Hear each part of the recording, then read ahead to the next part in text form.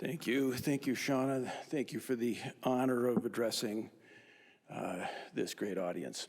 So, my fellows struggling finding a job.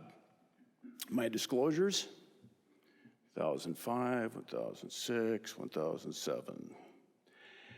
Similar presentation before at the first ASMBS Fellowship Directors Summit and also for the Fellowship Project this year.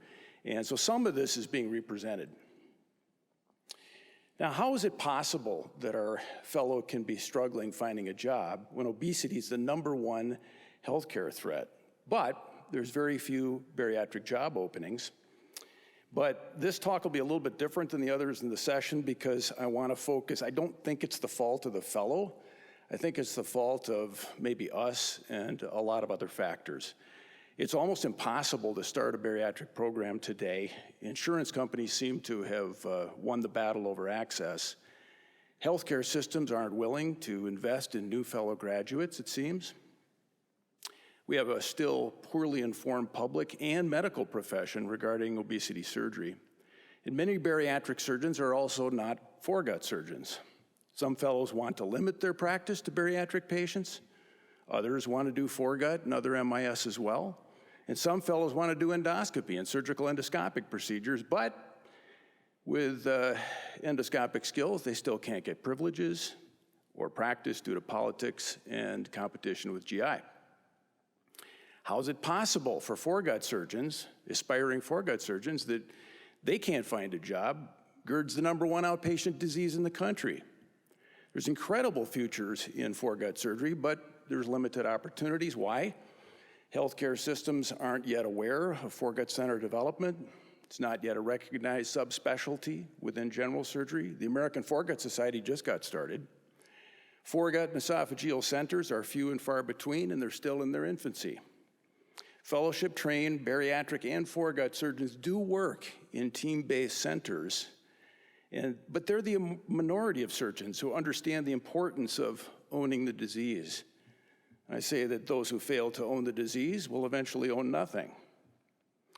The administrators aren't currently hiring now for new service line development. That might be COVID related. Many healthcare systems still see our fellows as just general surgeons. They're the jack of all trade primary care type surgeons who cover call and trauma. So, we have to teach our fellows more than just how to do surgery. They need to learn desperately about practice type variations, about compensation, about contracts, about negotiation, and they have to be able to network among the FC programs. So we can't limit our mentorship to surgical procedures. We need to prepare them for the real world by actually landing them in the real world. And we shouldn't entrust their futures to search firms and attorneys. So there's some principles that we need to follow. First of all, fellowship training demands increased compensation. There should be a different contract than for a general surgeon. Fellowship training should prepare fellows for directorships. Directorships require leadership skills, team building, and time commitment. They're required for accredited bariatric programs. They produce significant revenue for healthcare systems, and therefore, directorships require compensation for the work that's performed. Now, this here is a chart taking the data from the MGMA database, and they have all this great data broken down by sections of the country.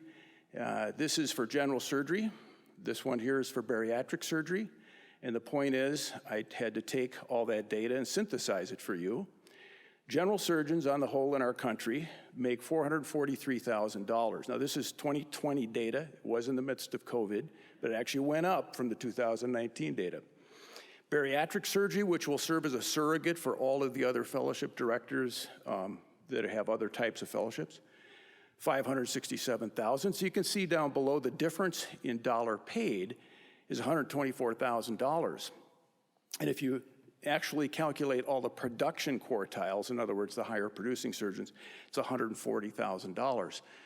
So you cannot have a fellow getting a general surgery contract, just shouldn't happen. What about directorships? Many of our fellows go out, they don't become a director of anything. Here's the MGMA data for directorships. General on top, Subspecialist down below. What does it say? Annual compensation for directors in the mid-range, $25,000 to $91,000. High range, $100,000 to $165,000. Hourly compensation between $180 and $270 an hour. $250 to $434, high range. Total hours per week dedicated to the directorship, 4 to 10 for mid-range, 12 to 20 for high. There's wide variations by geographic location, with the southern being the lowest. Annual median compensations you can see by region, but the average is about $50,000. So what should our fellowship directors be helping our fellows with for negotiation targets? About $250 an hour, 6 to 8 hours a week, $80,000 a year a cap. And if they have an endoscopic practice, you should actually add $50 per hour. Did you know that gastroenterology gets paid that much more than general surgery? Sad. On-call compensation. I just took the Midwest here, kind of median, $40 an hour. Assumptions, 24 hours a day gets about $1,000 per day for call. If you did every fourth night and every fourth weekend, that'd be about $90,000 extra added to their contract. Retirement benefits. Wide variations, which are a little hard for me to understand, between the East and the West. But IRS maximum allowables, remember, $20,500 for 401k, $27,000 for if you're over 50, you get to do catch-up. With all pension and profit sharing options available, the maximum allowable is $61,000 for this year, 2022. If the practitioner happens to belong to a PSA and you're contracting with a healthcare corporation, you could have 25% of your income, up to 25%, large amounts be able to be contributed. A pension plan like a cash balance plan is owned by the corporation, so the target is about 4% per year, and it's paid out over time. But once you retire, you can roll over. You can get all of that money, roll it over into your IRA. Okay, what about contracts? Let's talk about that for a second. It's widely variable, geographic regions, states, depending on the type of healthcare system, but it's uniformly disappointing. General surgeons accept the lowest compensation of all surgical specialists. Fellowship-trained general surgeons frequently accept general surgeon contracts without even negotiating. The fellowship directors who allow this to happen just ensure their own future poor compensation. Contracts are designed by attorneys representing healthcare systems, and this places physicians, particularly our fellows, at a disadvantage.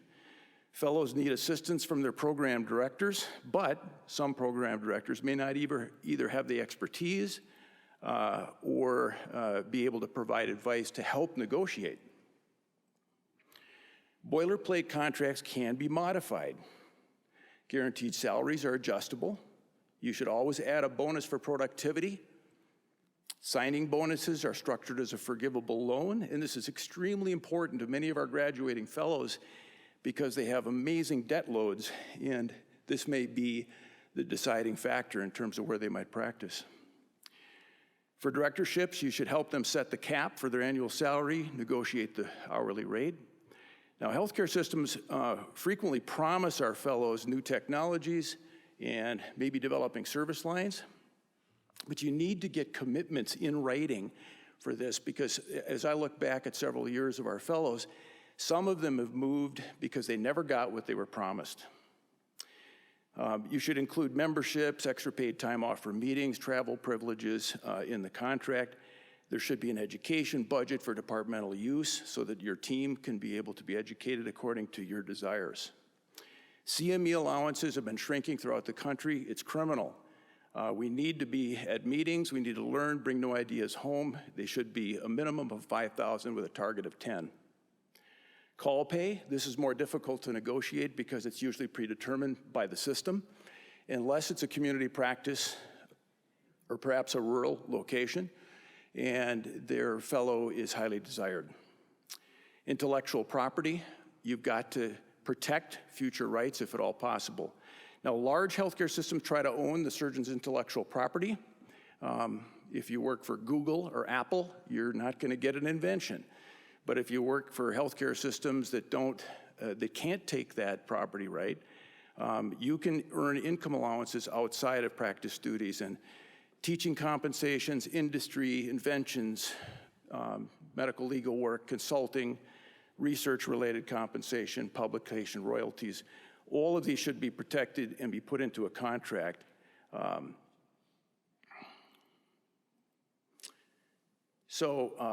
me make sure I got, yeah. So to the program directors, help with negotiation. First, invite your fellow to share all their contracts for your review.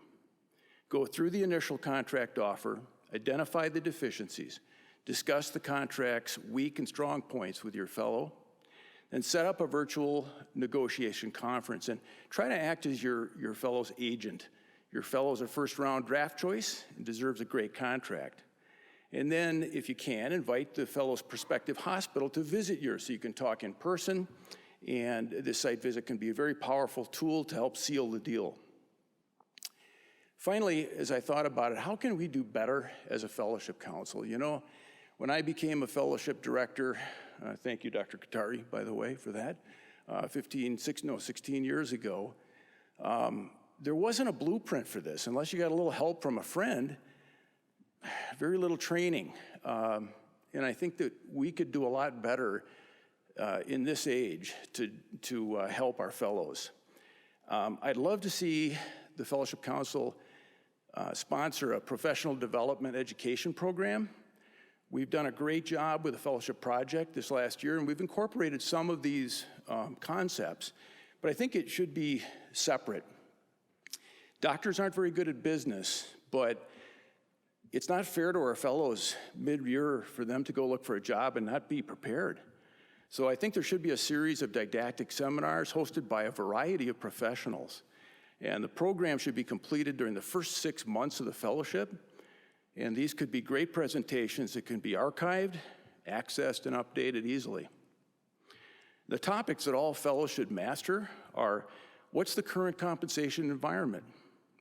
Education regarding the practice types. Education regarding business practices in medicine. Do they understand CPT, RVU, coding, billing? Service line development and directorship preparation. What are the personnel requirements and necessary components there to build a team? Do they understand which capital investments and technology acquisitions are necessary for their new medical center? Can they develop clinical pathways through team-based care? Do they understand quality improvement programs like MBSA, QIP, and NISQIP? Do they understand program accreditation requirements and reimbursement challenges? Finally, they need to know about contracts. They need to know about negotiation techniques.